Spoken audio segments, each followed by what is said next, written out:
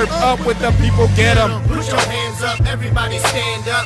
Get your hands up. Up with the people, get 'em. Put your hands up, everybody stand up. Get your hands up. Up with the people, get 'em. Put your hands up, everybody stand up. Get your hands up. Up with the people, get 'em. Put your hands up, everybody stand up. Get your hands up. Take a hit of this. Okay, well, actually, I thought we're gonna try the yelling, but what's up? Welcome to Why Woke, Wally Wonder. I'm your host, Wally Wonder. This is a good friend of mine, buddy. Known him for a couple years. He's from Indiana, out here in good old Colorado there. He actually, like I've said a few times, my views kind of lean liberal and conservative. We actually get into a lot of debates. He actually looks at things from a more of a liberal point of view. So I just wanted to talk about a few things with him. Actually have somebody that has an opposing point of view right here. We do have a lot of debates. I feel like he's pretty educated, talks about some things maybe I don't think about. So anyway, let's get it going. So I'm just going to basically ask him some questions about some of the stuff I talk about and see what his opinion is on those, because it's probably going to be a lot different from mine. Have you heard of Alex Jones? Just through you, yeah. So you actually don't know anything about Alex Jones? He's a black dude, right? I didn't say Alex Haley. Alex Jones. Yeah, he chews and spits. He knows I hate that shit, but whatever. He's my homie, so whatever. Hey, fucking gotta deal with it. Stay hydrated. I just make sure I fucking don't grab a fucking, when he's around, I don't fucking grab some shit off the fucking table. I don't want to drink or something. Yeah. but you never heard of Alex Jones? He's what they call a conspiracy theorist. They're actually talking about him on CNN. He actually did a lot of work, they think, for Trump. He actually helped Trump win the election. A lot of people say. But he actually, a lot of Trumpers. He was pro-Trump the whole time, but now they're coming out saying he's fake news. They got this whole thing now called Pizzagate, and you haven't heard any of that stuff, huh? Pizza. I have heard about the Pizzagate. I haven't read into it though. Yeah. So they're basically saying they were passing these emails around. The people up top were molesting kids and all that stuff. To what end? To where it's like a worldwide child molesting pedophilia ring, and people are connected like Hillary Clinton and all that. Is that like the Mambla? What's the Mambla? Man Boy Love Association or whatever it is. The thing they made fun of in South Park? No, shoot. There is like an organization. I think it's an actual organization. No, they're starting to come out now. And they want to say that the pedophilia is not. It's more of like a mental disease. Oh, it's a disease now. Yeah. So he doesn't agree. It ain't my fault. I got this disease. I just can't. I like the little boys. Yeah. We're getting treatments. I'm getting treatments. Oh God, fucking, that's just horrible. It's fucking sick. I know. You give them some The funny thing is about that is, I mean, they talk about the evolution of societies over periods of time, and the Greeks, before their fall, they had a big problem with man boy. Of course. The Greeks, Greek pedophilia. They were like, I'm sending my son away from school. No, you send him to be raped. He's going to camp. No, that was definitely big in Greek culture. We both went to college, and you learn that when you take history. There was a lot of that homosexual shit in the Greek culture. So do you think that exists in this culture today? I take offense with you actually labeling it as homosexual, because homosexuality, as it currently exists, is actually a consensual relationship between two partners of the same gender, where pedophilia, not homosexuality, is more dominant. So you're saying comparing, and I know comparing pedophilia to call it homosexuality or homo. I mean, it is. And I know how you roll. You love the woman just as much as I do. So. You know what I mean? Except for that last bitch.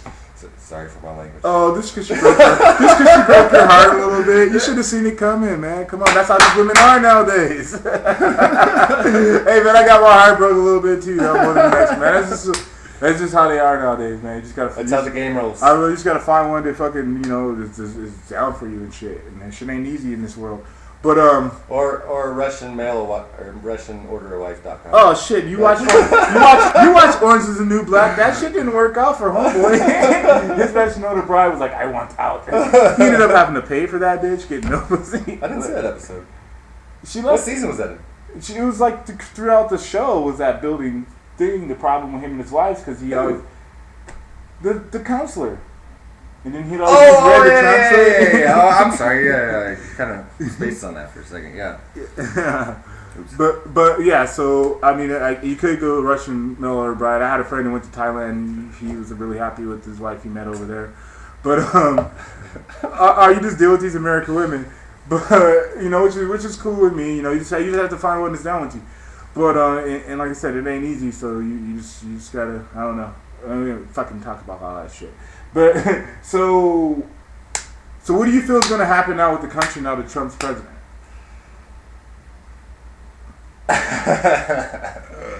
I don't know. The one that's really got me worried now is the guy he's put in charge, or he's it's going to be in charge of the EPA, and he is a denier of global warming.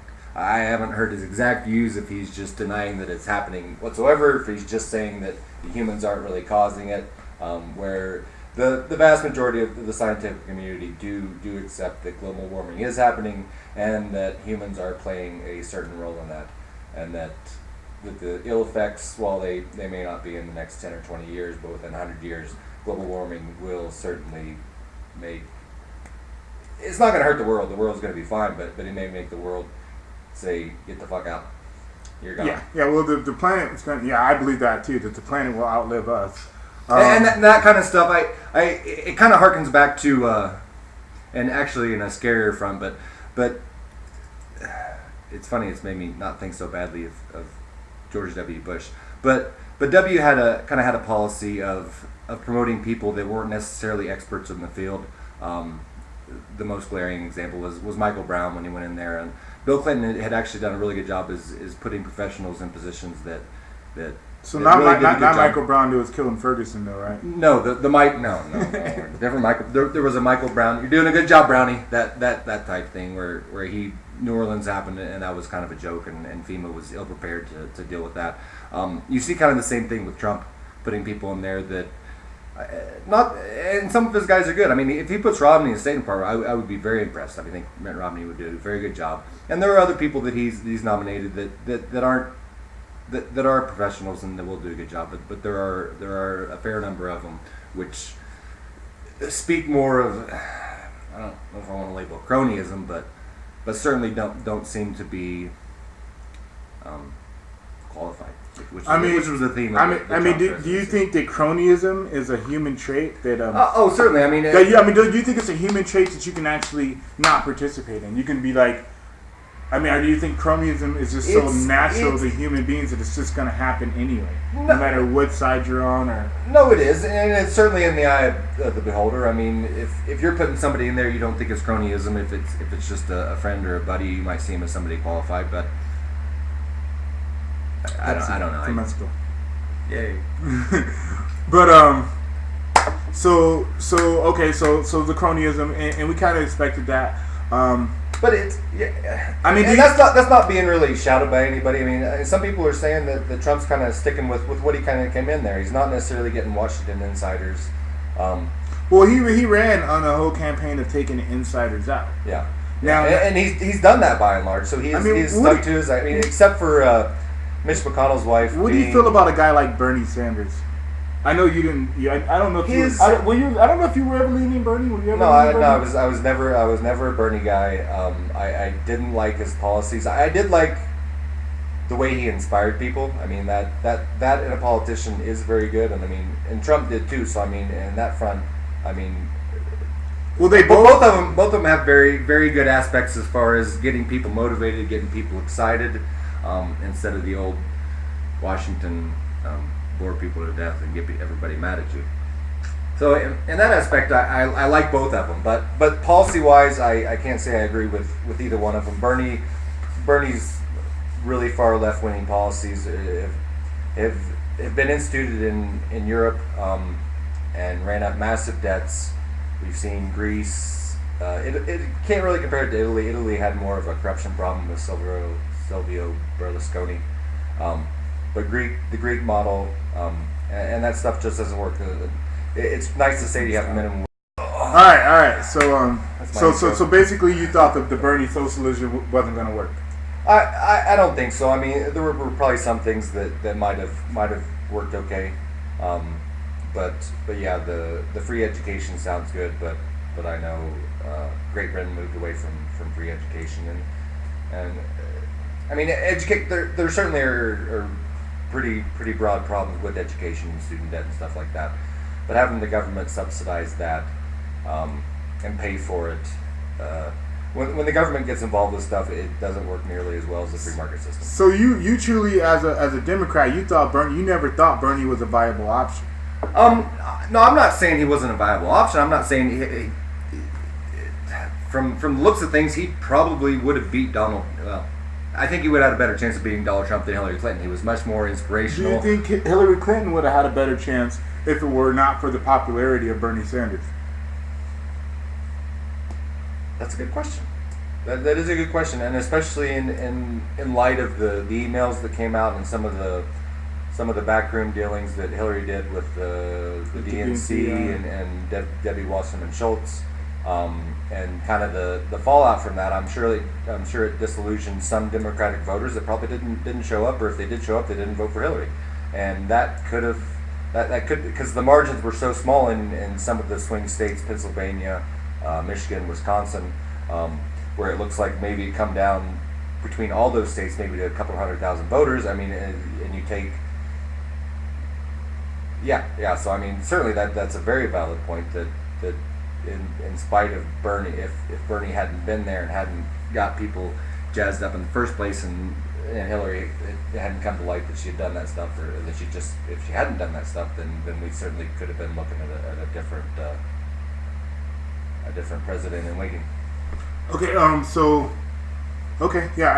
I totally agree. And like you said, he got people inspired and fired up. But you know, from the get go, I mean, because we were working together, and so we would have our discussions. You know, when we were working and shit about politicals. You knew I never liked Bernie. Period. Yeah. I never thought that he was a viable option. I'll be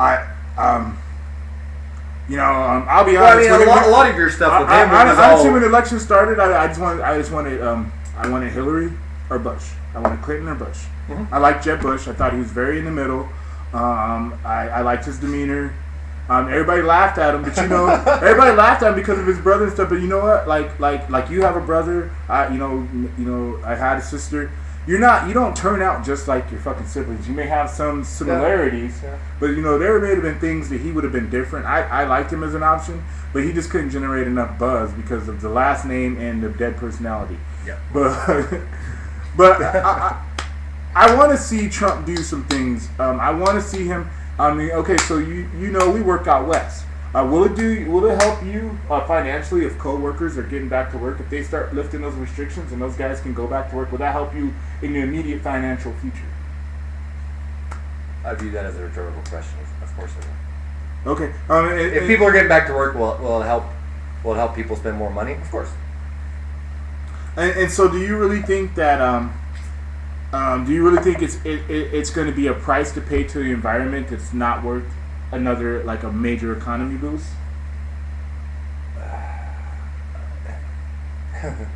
I think short-term gains at the expense of long-term health and viability are certainly not prices to be paid.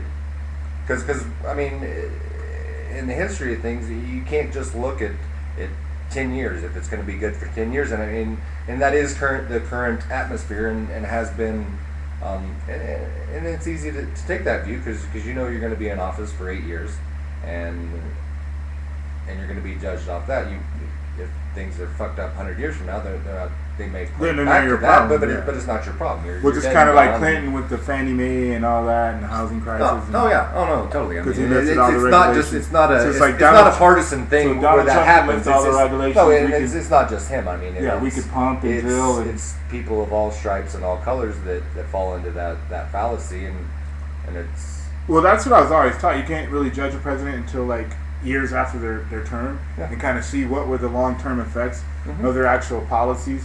But you know, the American voter is so uneducated nowadays, and just emotion still.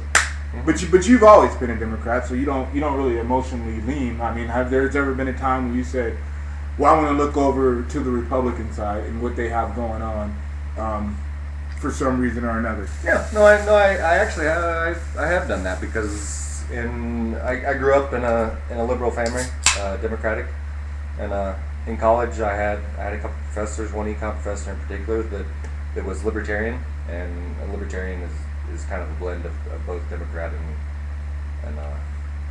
and Republicans. I mean, they take basically Republican fiscal views and then Democratic social policies. They basically. But I just think the libertarian movement ain't what it used to be. I mean, I've been watching some stuff on there, and I know exactly what you're saying, and that would be a good way of looking at the country. But that part of it made me look at the Republican, some of their aspects. What about things like the inner city? You know, Democrats.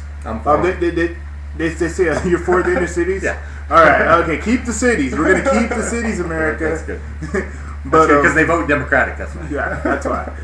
But like as far as some of the problems that are facing the inner city, a lot of the Democratic solutions have never worked. I mean, what do you think about Trump's policy of bringing jobs to the people?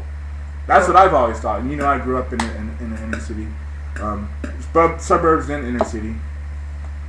You know, you grew up in the white boy version of inner city.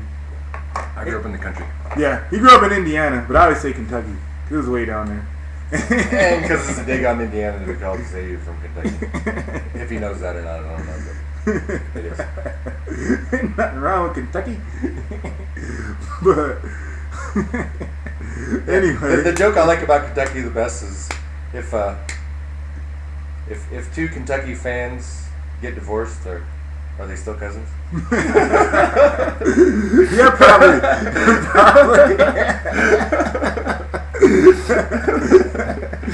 Fucking ridiculous. But no. So like, you know what I'm saying. So anyway, like I just wanted some opposing views on my channel. You know, and you can also comment. And like I said, this channel, I'm just trying to get the conversations going.